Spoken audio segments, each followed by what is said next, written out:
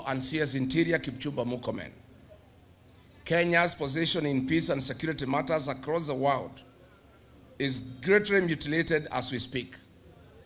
The Ministry of Interior and Coordination of the national government under Kipchumba Murkomen has failed Kenya. The CS Interior is the weakest link in the security of our nation, both internally and externally. President William Ruto and Kipchumba Murkomen are hosting war criminals from Sudan, and they are ones who supply weapons for murder and butchering of women and children in the Darfur region. As we speak, war criminals facing international sanctions, Hemeti and his 4 wives, they have been issued with diplomatic passports by Kipchumba Murkomen. That warlord who has international sanctions has been given a home in Runda with his 4 wives that is guarded by the General Service Unit. This is very embarrassing to the Kenyan nation, that a war criminal facing sanctions by the United Nations, the European Union, and indeed the whole world has been given refuge in Kenya and is enjoying privileges meant for the Kenyan people. A warlord and his family, a man who has butchered women and children, have been given diplomatic passports. They have been given a safe haven in Nairobi with a house in Runda, guarded by the General Service Unit. We are telling the international community that dealing with Hemeti and other war criminals is not enough. You need to impose similar sanctions. You need to impose similar sanctions to CS Kipchumba Murkomen so that he cannot travel outside Kenya, because he is the one giving diplomatic passports and giving safe haven to international criminals in Kenya. Number 2, as we go towards the general election, William Ruto and his people, sensing defeat, have decided to have selective issuance of IDs. Areas perceived to be against William Ruto, our young people are being denied IDs. In Nakuru, communities that support William Ruto are being issued IDs within 2 or 3 days, and chiefs from those communities are collecting the IDs and taking them home to the young people. Communities perceived to be against William Ruto are taking between 3 to 4 months for their IDs to be processed. We want to call on William Ruto and the government to stop selective issuance of IDs. They should stop discrimination. All Kenyan children deserve IDs, whether they support or oppose William Ruto. And we are putting the Registrar of Persons on notice. If this discrimination does not stop, we shall request our young people, the Gen Zs, to occupy the registration centers, the Huduma centers, and your offices in Nairobi.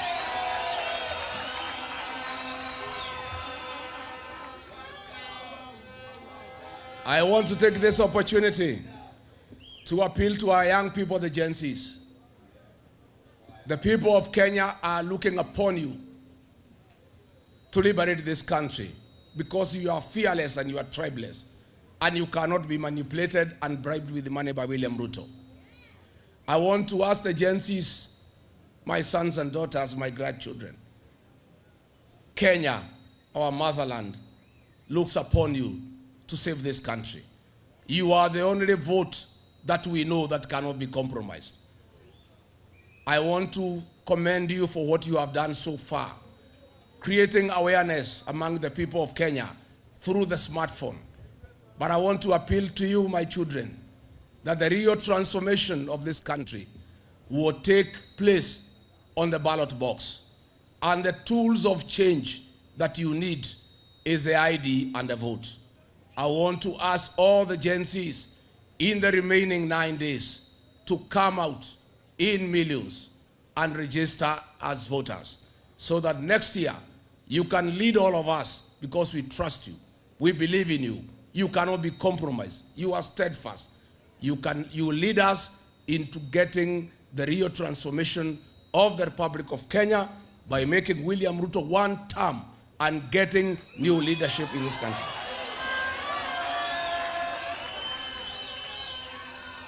I want to tell the Gen Zs to bear with us and forgive us for having hijacked your slogan to Kokedi. We have no ill will. We are just envious. We like it. We are supporting what you have started. We are saying you have done the right thing. You are leading and we are following. Let the young people continue leading us to register as voters. This address will not be complete without telling the people of Kenya the challenge that we face as a country in matters health. SHA, that monster by William Ruto and Aden Duale, is the greatest fraud since the history of independent Kenya. It was a scheme to steal 104 billion Kenya shillings from the people of Kenya. The previous NHIF had proposed a system upgrade at a cost of 800 million to address the challenges that were facing the defunct NHIF. William Ruto and company, in a scheme to defraud the people of Kenya and steal from them, came up with this monster called SHA and got a system that is costing 104 billion. Indeed, the truth of the matter is that they purchased the system at 1 billion shillings and they are stealing 103 billion from the people of Kenya. SHA cannot work and it will not work and it will collapse within 6 months. It was never meant to work. It was never meant to address the challenges that face the health sector. SHA was a scheme to defraud the people of Kenya 104 billion. When I hear Aden Duale saying SHA is working, he is talking to himself. William Ruto is talking to himself. If you listen to the ground along the country, you travel everywhere, SHA is not working. As we speak today, our teachers are in turmoil. They are in anguish. They were removed from a very good, comprehensive insurance scheme by Minet and taken to SHA. Their daily usage has been capped at 1,200. There is no hospital in Kenya where anybody can get any medical attention at a cost of 1,200. Even basic consultation in medium and small hospitals is 3,000 per visit. The teachers are in trouble. The previous insurance scheme was providing for them last expenses. In case a teacher passes on, there was money for the funeral. That is not provided by SHA. The leadership of the two unions, NAT and KUPPET, have been compromised by Ruto and Duale and taken our teachers, our professionals, into SHA that is not working. Many teachers have talked to me. I encourage them to demand from their union leaders the immediate exit from SHA and they go back to a private insurance that can take care of our teachers, our professionals, very important people who have a very important task to take care of our young children and to create the human resource required for the development of our country. The same challenge is facing our police officers. They were previously in a good insurance scheme by APA. Again, they have been taken to SHA. Most police officers have talked to me and they have really complained that SHA is not working. And the police officers are demanding that they should move from SHA. If that is not enough, SHA will not work. As we speak today, they have a debt of 98 billion to the defunct NHIF, to faith-based institutions, and to hospitals that have lodged claims. And as I said, the system, the network, the IT system that supports SHA is in Dubai, is not here in the country. I challenge Aden Duale to get the men and women of press before the state and show them where the IT capacity is domiciled here in Nairobi or elsewhere in the country. Claims are being processed in Dubai. And as I said, that company in Dubai, owned by Duale, is being paid 600 million every month on the 2nd of every month. And that is why there is no money to pay the other claims. That is why I want to ask Aden Duale, leave Uhuru Kenyatta alone, address the challenges of SHA. And as I have told our hospitals and other medical institutions, please make sure you get your money from SHA, because if SHA collapses within 5-6 months, it will collapse with your money, and that can collapse our institutions, and we would have a crisis of an untold magnitude in our country. Finally, let me address the matters to do with fuel. We are told there is something called G2G. G2G means government to government. There is nothing like that. In the Middle East, we have 3 companies owned by the governments in those countries. But in Kenya, the companies that are doing business on fuel are not owned by government. They are private companies. That is why we want the scheme to be changed from G to G to G to R, that is government to Ruto, because those are his companies. We are saying why we have a crisis is not because of what is happening between the US and Iran. It is because of state capture and conflict of interest.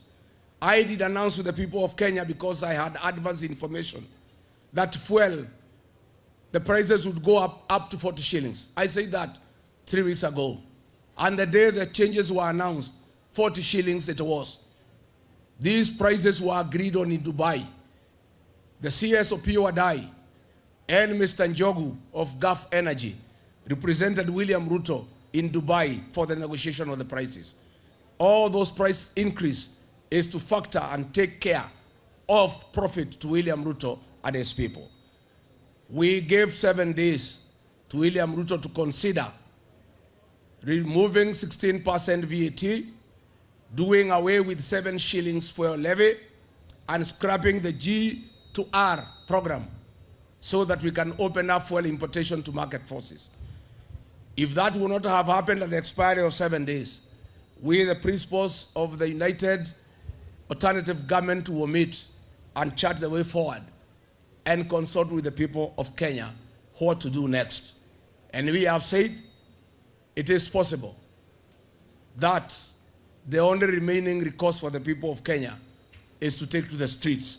But we'll have that conversation and we'll communicate to the people of Kenya. Mimi sitaki nizidi kutoka hapo, ni kusema tu hii serikali ya William Ruto imekuwa serikali ya goons, where goons are part of the National Police Service, where goons and police work together, where police turn against innocent Kenyans. That is what happened to us in Kikuyu last Saturday, where policemen behaving like goons decided on innocent people with live ammunition and tear gas. I have heard Kipchumba Murkomen and PS Remodo Moro condemning goonism. I want to say they cannot condemn goonism. Kipchumba Murkomen and Remodo Moro are the perpetrators of goonism in Kenya under William Ruto. And we are saying, for all these things to come to an end, Ruto must be one term. And we have taken note that when William Ruto sent our policemen to Haiti to help the people of Haiti deal with the criminal gangs, that was not the purpose. Our policemen had gone there on a benchmarking expedition to learn how to work with the goons and how to work with the criminal gangs. Since they came back, criminal gangs have taken over the country. They are all over. I want to say, William Ruto, please stop goonism. These goons cannot help you. Kenyans have decided they will send you home with the goons or without goons. Mimi nataka nichukue nafasi niseme chama chetu cha DCP ni chama cha demokrasia.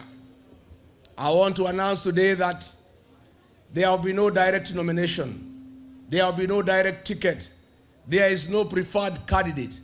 all those who want to fly the flag of DCP the next general election will have to go through free, fair, and credible party nominations. I want to assure the people of Kenya that in the forthcoming by-election in Olokalau, 9 candidates, 9 aspirants have expressed interest to carry our flag. The first free and fair nomination at the DCP will be used in Olokalau, and that will send the right message to all our party members and those who want to carry our flag that DCP is a serious party and there will be free and fair nominations across the country. As my deputy has said, DCP is a national party. We won an MCA seat in Narok. We won another one in Nairobi, another one in Kakamega. We have a very serious candidate in Murwad Kir. And from the way things are looking, we are winning and winning big. We are now getting prepared for Olokalau. And I have no doubt in my mind we shall win and win big. I want to say we shall have candidates in all the 47 counties, 280 constituencies, 1,450 wards, except in the city of Nairobi and the city of Mombasa, where we shall engage our cousins, our partners, our friends, to see how we can avoid friendly fire. DCP will have candidates in the rest of the country, and that is the way it shall be.